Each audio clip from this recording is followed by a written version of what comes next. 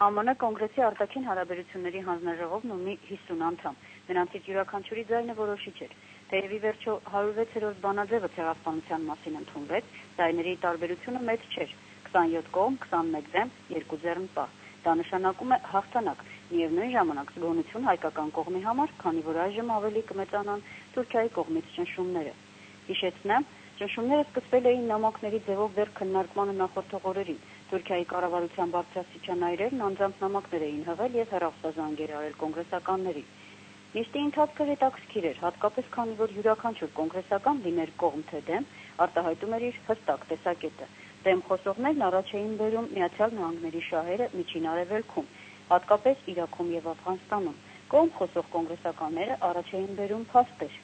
ցույց տալիս ցեղասպանության վերապրածների նկարներ, ցույց տալիս դահլիճում նստած վերապրածներին ու շեշտում, որ ցեղասպանության ճանաչումը կարևոր է, որպեսզի կանխվի որևէ կրկնություն։ Նշեմ, որ դահլիճում ներկա էին հայ և թուրք հարյուրավոր հյուրեր, ներկա էր նաև Մեջլիսի պատվիրակությունը, որը ժամանել էր հոկտեմբերի 8-ին։ Հայերը իրենց կրծքին կրում էին այո բանաձևին ոչ շարունակականությունը կրծքանշանը, թուրքերը միայն ոչ։ Ներկա էին նաև վերապրածներ, որպես բանաձևի հեղինակներ քննարկմանը հետևում էին նաև կոնգրեսականներ Ադամ Շիֆը և Ռադանովիչը։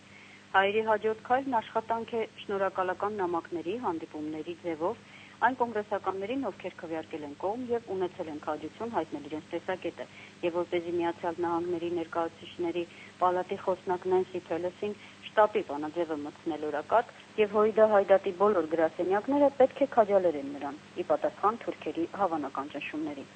Լիլիթ Մանուկյան, Վաշինգտոնից։